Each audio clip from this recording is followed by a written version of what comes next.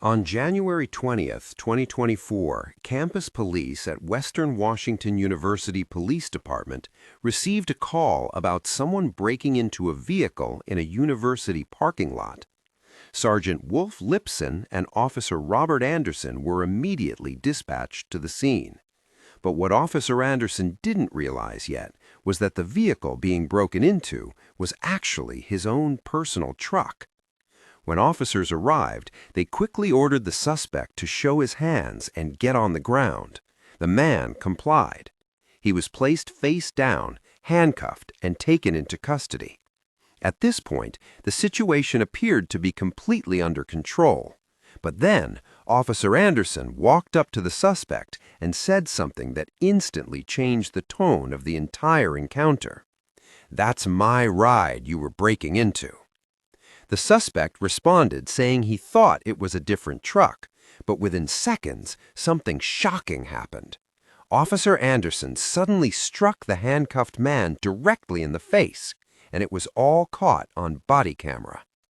The suspect was already restrained. He wasn't running, he wasn't resisting, and he wasn't threatening anyone, yet he was hit anyway. As officers placed the man into the patrol vehicle, he repeatedly stated that he had just been punched and asked for a supervisor. Even more concerning, Officer Anderson openly admitted on camera that he had hit the suspect.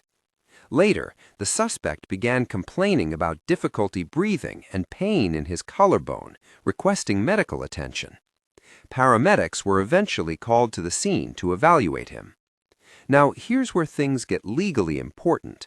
In the United States, police use of force during an arrest is judged based on what's called an objective reasonableness standard, which was established in the Supreme Court case Graham v. Connor.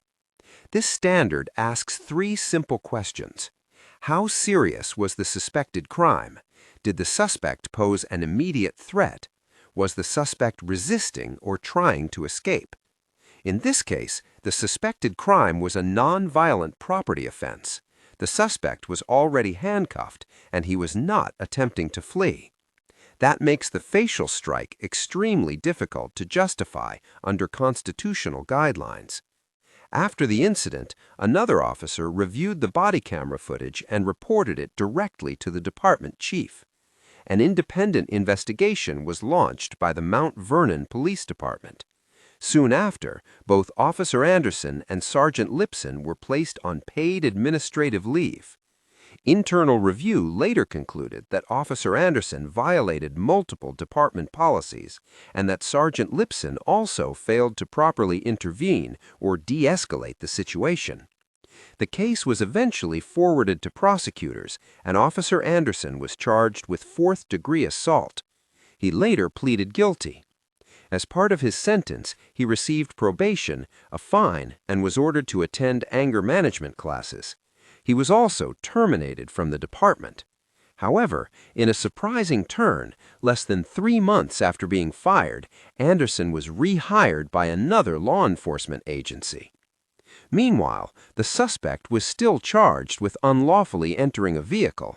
And despite everything that happened, his decision to speak to officers after being read his Miranda rights may have actually harmed his own defense. That's because anything a suspect says after waiving those rights can later be used against them in court. This incident serves as a powerful reminder of two things.